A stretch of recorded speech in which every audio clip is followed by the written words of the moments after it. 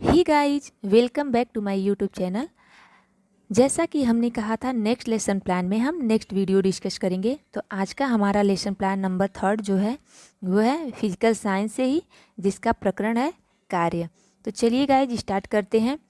सबसे पहले हम पाठ्य योजना संख्या डालते हैं, जो आज का हमारा है पाठ्य योजना संख्या 3।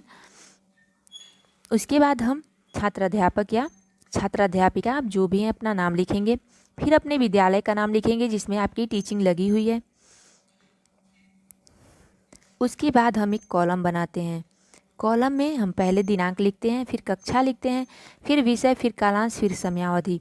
दिनांक में हम जिस डेट पे बच्चों को पढ़ाने जाते हैं, टीचिंग करते हैं, वो डेट लिखेंगे। फिर कक्षा में हम जिस क्लास के बच्चों को पढ़ाते हैं।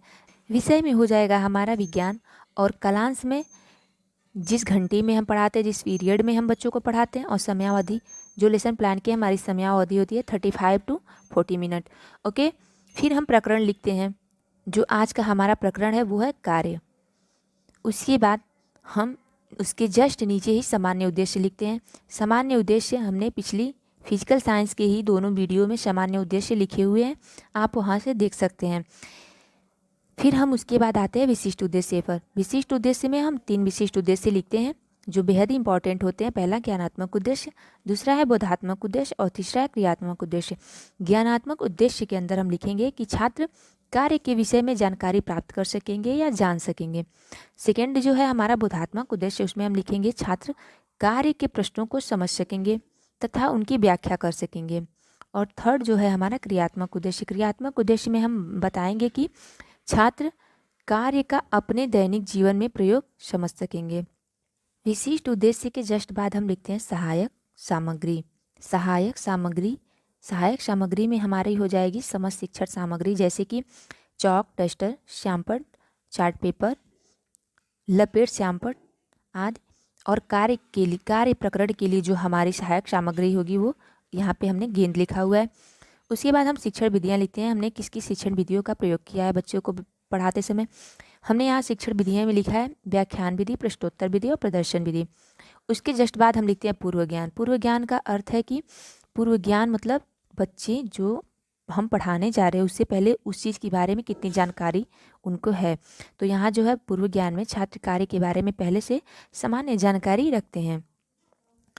ओके गाइज, नेक्स्ट हमारा जो है प्रस्तावना प्रश्न आ जाएगा, जो सबसे इम्पॉर्टेंट होता है। प्रस्तावना प्रश्न के द्वारा हम बच्चों से पहले प्रकरण निकलवाते हैं, फिर प्रकरण निकलने के बाद ही हम उसका प्रस्तुतिकरण देते हैं। तो प्रस्तावना प्रश्न में जो हमारा पहला प्रश्न है, आपको कौन कौन से खेल पसंद है? बच्चे बताएंगे क्रिकेट, कि कोई बताएगा फुटबॉल, किसी को कबड्डी पसंद होगी, किसी को बैडमिंटन, मतलब इत्यादि। उसके बाद सेकेंड जो है हमारा, क्रिकेट को आप कैसे खेलते हैं? बैट से बॉल को मारते हैं। फिर थर्ड जो हो जाएगा, बॉल पर बैट से मारकर क्या किया जाता है? बच्चे बताएंगे बॉल को मारने का कार्य किया जाता है। फिर फोर्थ हमारा हो जाएगा, कार्य की परिभाषा को बताइए। वहाँ बच्चे मौन हो जाते हैं, क्वेश्चन समस्यात्मक हो जाता है। उसके बाद हम उद्देश्य कथन करते हैं। उद्देश्य कथन में हम बोलेंगे बच्चों, आज हम लोग विज्ञान विषय के अंतर्गत कार्य के बारे में विस्तृत अध्ययन करेंगे। किसके बारे में विस्तृत अध्ययन करेंगे? कार्य के बारे में। उसके बाद हमारा आता है प्रस्तुतिकरण। प्रस्तुतिकरण करने से पहले हम 4 कॉलम बनाते हैं, जिसमें पहले कॉलम में शिक्षण बिंदु, दूसरे में छात्राध्यापक या छात्राध्यापिका कथन, तीसरे में छात्र और छात्रा कथन, और चौथे पे श्यामपट्ट कार्य। शिक्षण बिंदु, कोई भी शिक्षण बिंदु पढ़ाने से पहले हम बच्चों से 1 या 2 क्वेश्चन करते हैं। तो इसमें हमने विकासात्मक प्रश्न में पहला क्वेश्चन किया है कि कार्य किसे कहते हैं? बच्चे मौन हो जाएंगे। समस्यात्मक है क्वेश्चन, तब हम शिक्षण बिंदु लिखेंगे। शिक्षण बिंदु नंबर 1 कार्य।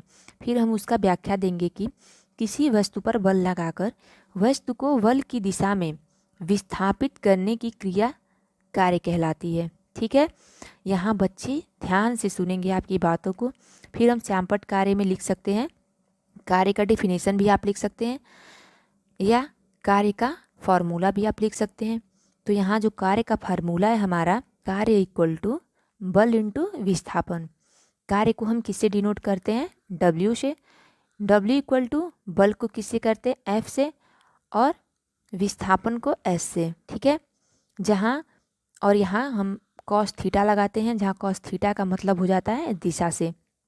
फिर हम नीचे लिखेंगे यदि विस्थापन बल की दिशा में न होकर किसी कोण पर हो तो, यदि विस्थापन बल की दिशा में न होकर किसी कोण पर हो तो, जिसके लिए हमारे कुछ इंपॉर्टेंट पॉइंट हैं, जिसमें है पहला पॉइंट, यदि बल और विस्थापन दोनों एक ही दिशा में हो तो क्या होगा, थीटा इक्वल टू 0 डिग्री।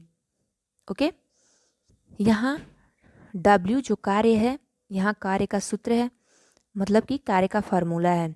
तो यहाँ जो है W equal to F S into cos theta का जो मान होता है वो होता है 1, तो एफ एस इंटू 1 हो जाएगा, मतलब कि W equal to F S. ठीक है, यहाँ हम ब्लैक बोर्ड में जो है ब्लैक बोर्ड कार्य पे W equal to F S लिख देंगे। फिर उसी में जो है हमारा सेकेंड पॉइंट है, यदि बल और विस्थापन विपरीत दिशा में हो तो, मतलब कि अपोजिट डायरेक्शन में अगर हो तो क्या होता है, तो इसमें होता है कि theta equal to 180 degree, 180 degree होता है।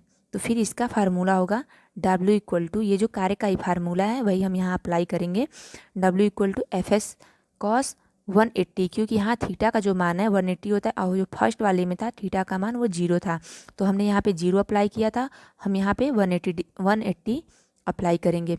तो 180 यहाँ है, 180 अप्लाई किए, तो 180 के बाद जो है हमारा कॉस 180 का मान जो होता है वो होता है -1।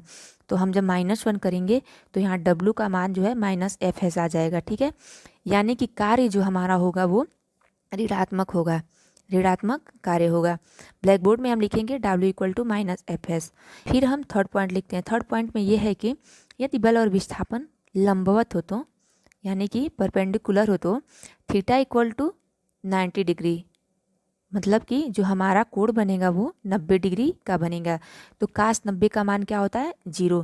फिर हम कार्य वाले फार्मूले पे इसको अप्लाई करेंगे, W equal to F S cos 90 degree. Cos 90 का यहाँ पे लिखा हुआ है 0, उसका जो मान आता है 0 आता है, तो यहाँ हम W equal to F S into 0 कर देंगे कास 90 का मान, तो यहाँ पे कार्य का जो हमारा वैल्यू आएगा वो 0 आ जाएगा, अर्थात कि कार्य का मान जो है वो हमारा 0 हो जाएगा। यहाँ हमने ब्लैक बोर्ड में लिखा हुआ है कार्य इक्वल टू यानी W इक्वल टू 0। फिर है हमारा 4th नंबर का पॉइंट जो है, यदि विस्थापन न हो, विस्थापन को हम डिनोट करते हैं ऐसे, तो यह अगर यदि विस्थापन न हो तो क्या होगा, S equal to 0, S equal to 0। तो हम फिर इसको कार्य वाले फार्मूले पे अप्लाई करते हैं, W equal to F S, तो W equal to F into S बराबर, यहाँ पे यस का मान 0 दिया हुआ है, हम यहाँ पे 0 लगाएंगे। ठीक है, तो यस का मान 0 लगाएंगे तो एफ में अगर किसी भी संख्या में 0 से मल्टीप्लाई करते हैं तो वो संख्या 0 हो जाती है, तो यहाँ W इक्वल टू 0 आ जाएगा, अर्थात कार्य का मान जो है 0 हो जाएगा, तो यहाँ हो जाएगा W इक्वल टू 0। फिर हम बोधात्मक प्रश्न करते हैं।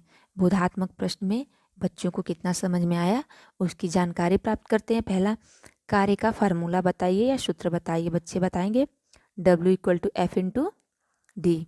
सेकेंड हो गया हमारा, यदि बल और विस्थापन विपरीत दिशा में हो तो कार्य का मान होगा, कार्य का मान क्या होगा, ऋणात्मक होगा। ठीक है, ये रहा हमारा पहला शिक्षण बिंदु। दूसरा शिक्षण बिंदु जो है हमारा, दूसरा शिक्षण बिंदु जो है उसको बताने से पहले बच्चों को हम पहले विकासात्मक प्रश्न कर लेते हैं।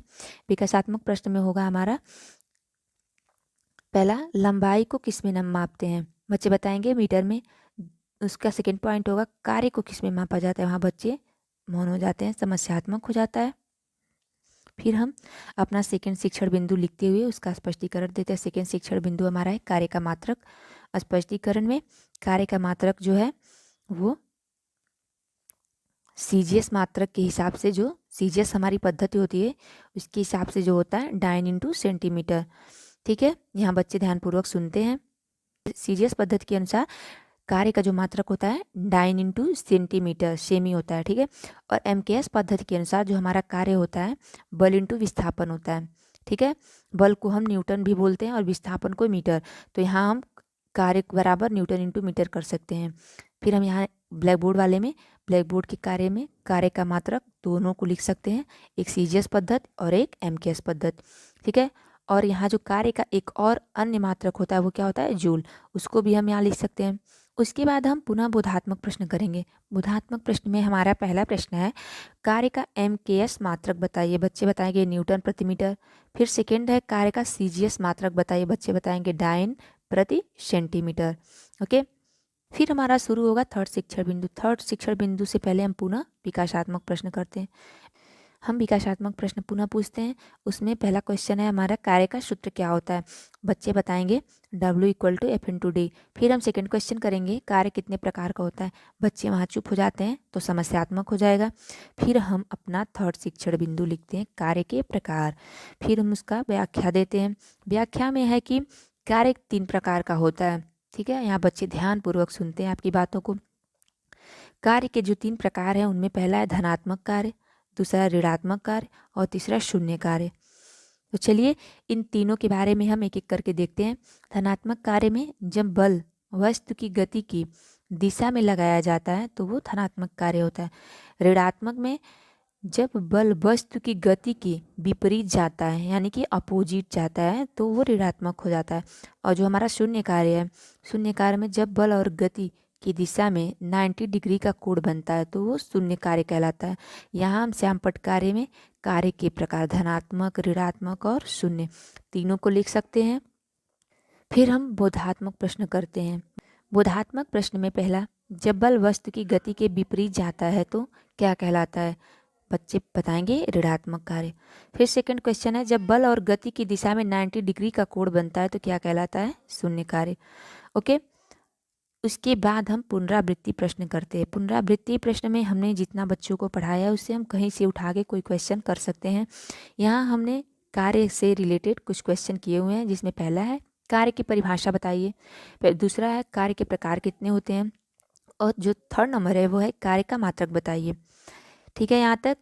उसके बाद हम गृह कार्य देते हैं बच्चों को होमवर्क देते हैं। होमवर्क में सभी छात्र घर से कार्य के बारे में लिख कर लाएंगे।